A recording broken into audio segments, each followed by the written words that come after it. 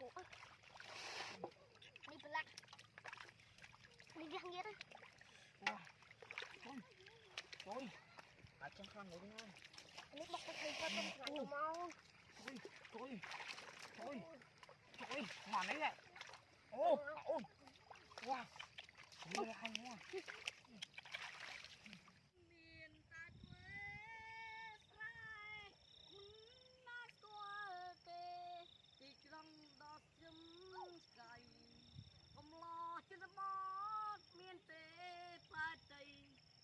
ta xa lên đây bạch mà rất ngay rùm khai đạp bìa bọt đây cô rùm mãi bố tu mày luôn tròn thôi à ôi wow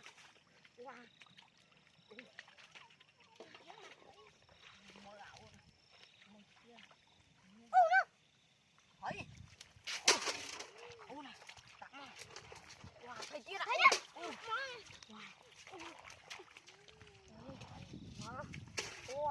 ôi thần lo chứ thầy không cắn ra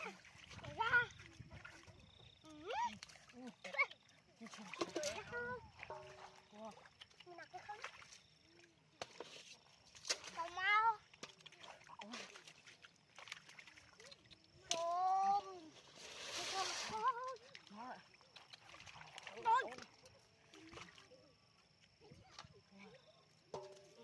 hay không mà khăn này Đồ quá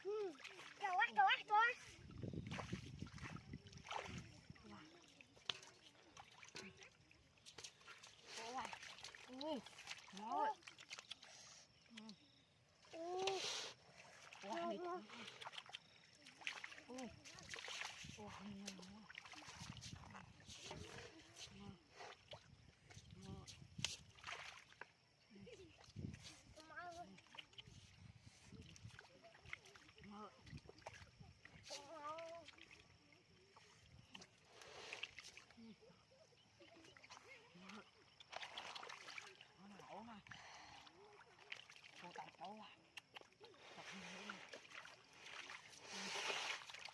cô bảo nặng hơn là cô này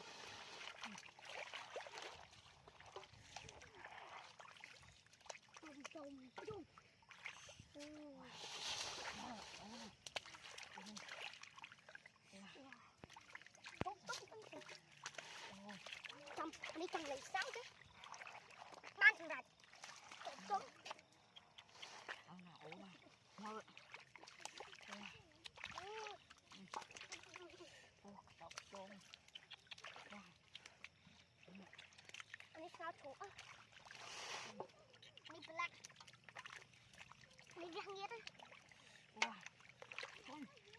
Trời. Ở trong khoang ngủ ngon. Nước bọc cái thầy cho tôm thằng mau. Trời. Hoàn đấy này.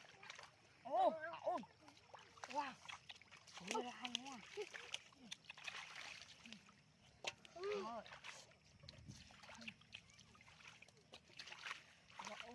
Tao mới nọc chứ.